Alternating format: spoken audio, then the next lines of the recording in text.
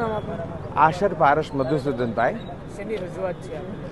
જે રાજ્ય સરકાર દ્વારા જીમર્સ મેડિકલ કોલેજ 13 કોલેજ જે આવેલી છે એમાં જે ગવર્મેન્ટ કોટા અને મેનેજમેન્ટ કોટાનો ફી વધારા માટેની વિરોધ માટેની આ કરેલું છે.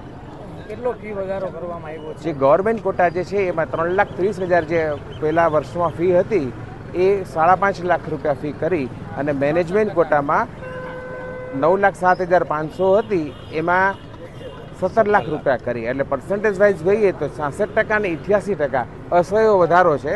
એકદમ અયોગ્ય કહેવાય, કારણ કે જે મેડિકલમાં જે રીતે એને 2-2.5 વર્ષથી છોકરાઓ નીટની મહેનત કરી અને માર્ક લાવતા હોય એ માર્કમાંથી એડમિશન જે નીટ જે છે એ નેશનલ લેવલની એક્ઝામ છે. એ એક્ઝામમાં 24 લાખ લોકોએ આ વખતે પરીક્ષા આપી. એમાં પેલા લાખની અંદર આવે ને તો MBBS થઈ શકે.